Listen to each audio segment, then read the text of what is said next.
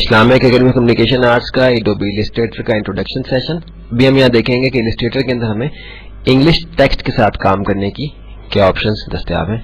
इसके लिए हमारा ये जो एरिया है ऊपर वाला वेक्टर बेस्ड का टेक्स्ट हमारा एडोबी इलस्ट्रेटर के अंदर ही टाइप हुआ है। नीचे वाला टेक्स्ट हमारा क्योंकि बिटमैप बेस्ड है इसलिए इसको हम काम नहीं कर सकते। आप देखिए कि बिटमैप बेस्ड है, ये हमारा जो टेक्स्ट का टूल है इसके जरिए से हम इस पे किसी किस्म का कोई काम नहीं कर सकते। जबकि हमारा ये जो ऊपर वाले एरिया का टेक्स्ट है ये क्योंकि वेक्टर बेस्ड है और ये टाइप हुआ हुआ है हमारा एडोबी इलस्ट्रेटर के अंदर, तो हमारा जो टेक्स्ट का टूल है वो उस पर अप्लाई हो सकता है। पहली बात ये है कि बिटमैप बेस्ड टेक्स्ट के ऊपर हमारा टेक्स्ट का टूल अप्लाई नहीं होगा, ये बात सिंपल है। और ये बात अगर आप थोड़ा सा काम कर चुके हैं वेक्टर बेस्ड या बिटमैप बेस्ड ग्राफिक डिजाइनिंग के एप्लीकेशन के अंदर तो आपको बिल्कुल क्लियर होगा। अब देखिए कि टेक्स्ट टूल दोबारा से आपको करके दिखाता हूँ।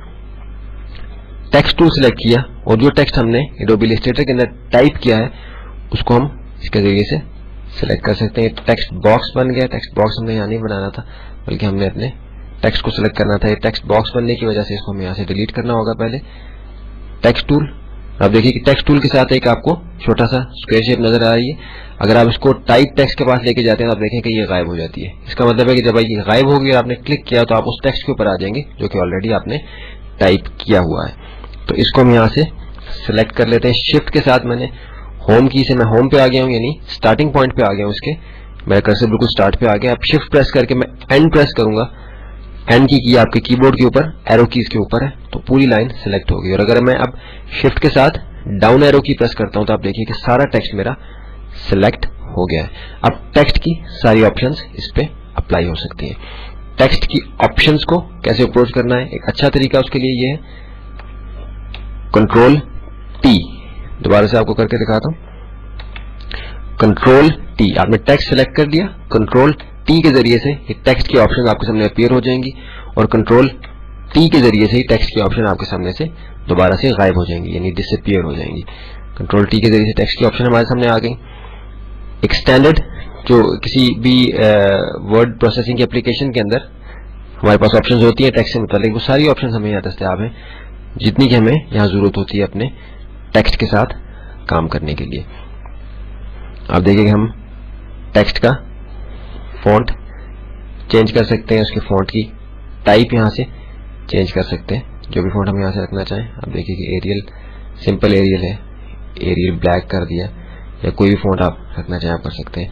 आप फॉन्ट के लिहाज से उसका स्टाइल जैसे रेगुलर बोल्ड, कॉमिक साइन में सिर्फ रेगुलर बोल्ड हमें दस्तयाब है, या आपके एरियल के अंदर हमें रेगुलर इटैलिक बोल्ड और बोल्ड इटैलिक दोनों दस्तयाब थे। इसी लिहाज से हर टेक्स्ट के लिए हर फॉन्ट के लिहाज से ये अलग अलग वेरी करेंगी। ये ऑप्शन नीचे वाली जो हमारी है, फिर हमारा टेक्स्ट का साइज है, इनके आपस का जो अलाइनमेंट है, गैप्स वगैरह हैं, फिर हमारी central line, right left alignment, वो सारी जस्टिफाई जो हमने करना है वो सारी ऑप्शन हमें उसी तरह से अवेलेबल है। अगर आप किसी भी स्टैंडर्ड वर्ड प्रोसेसिंग के एप्लीकेशन के अंदर काम कर चुके हैं तो किसी किस्म की कोई मुश्किल पेश नहीं आएगी आपको इन ऑप्शंस को समझने में, जो कि कंट्रोल टी के जरिए से अपीयर होती हैं। फिर अपने टेक्स्ट को सिलेक्ट करके इन ऑप्शंस को उस पर अप्लाई कर सकते हैं। फॉन्ट को रीसाइज अगर हमने करना है, अगर हमने उसको फॉन्ट चेंज करना है, उसके स्टाइल को चेंज करना है, कोई भी काम हमने करना है तो हम आसानी के साथ कर सकते हैं। आप देखेंगे जैसे 16.14 पॉइंट हमारे टेक्स्ट का इस वक्त साइज है। अगर मैं इसको बढ़ाना चाहूँ तो आप देखिए कि टेक्स्ट का साइज बड़ा भी हो जाएगा और कम भी हो जाएगा।